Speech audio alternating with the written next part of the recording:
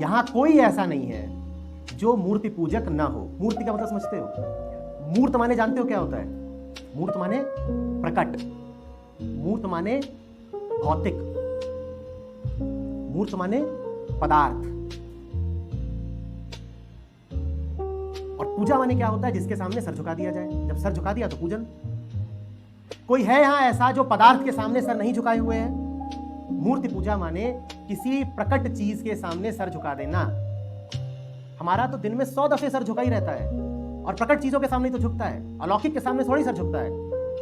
अभी पुलिस यहां आ जाए तो सर झुका दोगे कि नहीं? और पुलिस मूर्त है कि नहीं?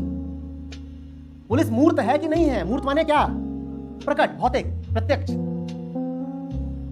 पुलिस मूर्त है कि नहीं है? बॉस तुम्हारा मूर्त है कि नहीं है? पैसा मूर्त है कि नहीं है?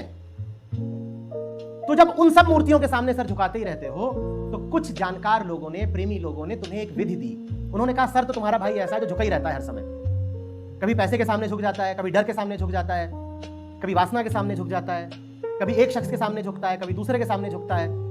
हर समय तो तुम्हारा सर झुका ही रहता है। तो तुम एक काम करो, तुम संसार के सामने सर झुकाना बंद करो, लेकिन सर को जो झुकने की आदत है, तो इस आदत की खातिर हम तुमको एक मूर्ति दिए देते हैं। वो मूर्ति ऐसी होगी जो बाकी सारी मूर्तियों का खंडन कर देगी।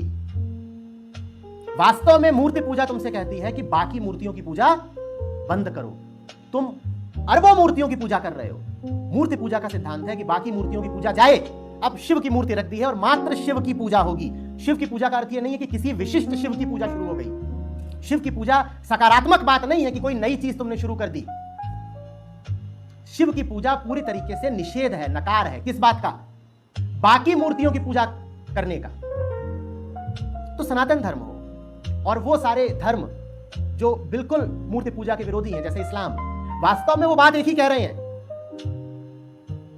इस्लाम कहता है किसी मूर्ति को मत पूजना, और जब तुम शिव के सामने सर झुकाते हो तब भी ठीक यही हो रहा है कि अब शिव के सामने सर झुका दिया, अब किसी और मूर्ति के सामने सर नहीं झुकेगा। कोई मूर्ति हो, कोई शख्सियत, कोई विचार, कोई लालच, कोई डर, अब सर नहीं झुकेगा, क्योंकि अब डर, अब सर शिव की मूर्ति के सामने झुक गया।